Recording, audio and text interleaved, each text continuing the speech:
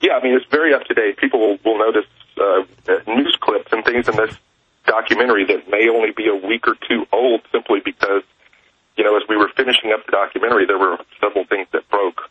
The Hal Turner story, for instance, where we were lucky enough to be able to get that in there so that we could show people that the COINTEL operations from the 1950s, 60s, and 70s never really ended. They were just continued under different names. And, you know, the Glenn Beck segment, you know, I don't know if you really got a chance to see that or not, but I don't think it was in the first edit that we sent you. But the Glenn Beck segment turned out to be just absolutely hilarious. I mean, it is funny to watch, which is the reason why we had to actually stick it after the credits. So people who get the film and you don't see Glenn Beck in there, you have to wait till the credits finish and then the Glenn Beck segment begins. And we did that mainly because it just totally broke the mood. It just totally broke the spell that we were trying to set for everybody because you're literally laughing on the floor when you see No, but that's smart because it's a serious film with all the proof, with congressmen admitting it, with all the documents, all their own admissions, people saying camps are good, not just people exposing camps, and then you cut to Beck lying and saying none of it exists. Exactly. So William Lewis, amazing job. I want to talk about how the film starts, the Japanese, what happened to them. I want to open the phones up, too. We're going to take the calls that have been holding and new callers on this subject at 1-800-259-9231. Stay with us. It's Camp FEMA with William Lewis, the director. The maker of Camp FEMA, William Lewis, is our guest. Now, I know we have anti-federalists, Andrew, Pat, Wayne, Vincent, and others holding. You'll be all over the map, but William Lewis is anti-globalist, anti-New World Order. He researches this stuff, so he can talk about any subject. But you might, while you're at it, want to ask him. I mean, they went to the real FEMA centers. They went and showed the fake FEMA centers. They put a lot of work into this. William can answer a lot of questions, his perspective on camps. You can ask me my perspective. I think I'm probably one of the top experts out there. I've in-depth studied this for a long time. I could even predict how Beck was going to whitewash. So we're fully aware of how these guys operate. But we're going to take some calls right now and then get more into the film of William Lewis coming up. Anti-Federalist from Georgia. You're on the air with our guest, William Lewis. Go ahead. Hey, Alex. I have a few comments. Unfortunately, nothing specifically FEMA, but I just wanted to throw them out there real quick. The first thing is a great documentary about what's going wrong with the one-child policy in China, and it's called China's Stolen Babies.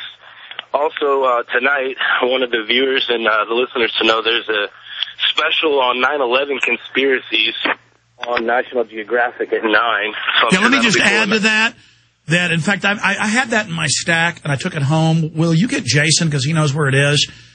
National Geographic has apologized about their previous film 4 years ago about why the towers collapsed, similar to the Nova special.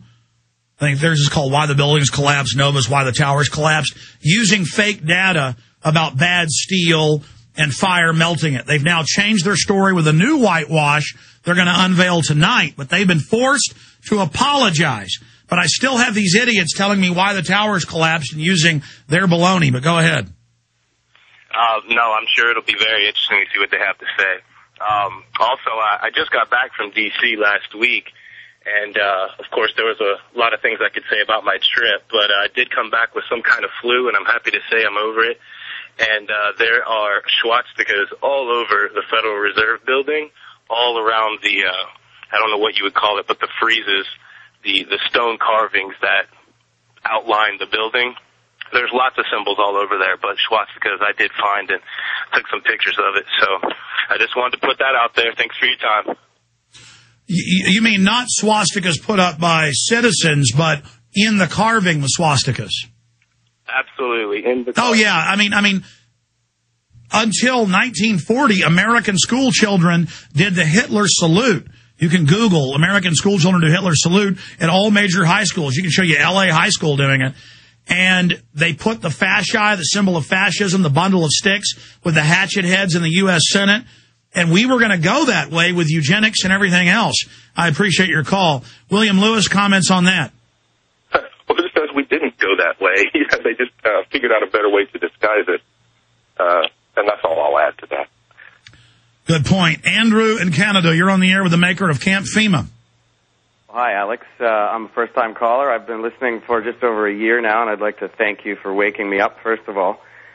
In Canada, it's funny, actually, because Canadians are always apologizing for everything, and I've gotten to the point where I just say, apology accepted, when they're always apologizing. But I'd like to apologize to everyone out there for not waking up sooner.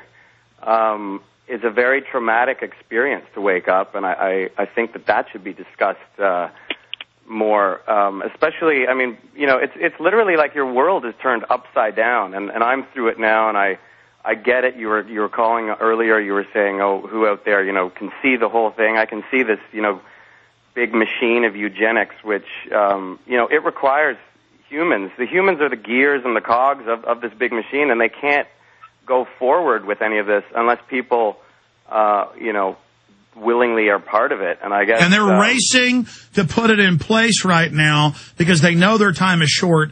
They know the people are waking up exponentially. But when you really face the horror, you're like, how could I not have been involved? And I had an epiphany a few days ago, and I'm going to hold you over if need be, caller, because I want you to continue to make your point, Andrew, but I want to add this now. I had an epiphany.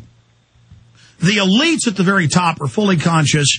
They know the master plan. They know what they're doing. But most of their minions, I mean even senators and people, are compartmentalized and are picked by the system because they'll go along and rationalize and even believe a lot of their own propaganda. And that's the thing, is that it's not just that the good people aren't awake, bad people aren't awake, selfish people aren't awake to just what this world they're creating is. And so all this denial, all this rationalization, all this denying what's going on is destroying human society and our liberties and freedoms.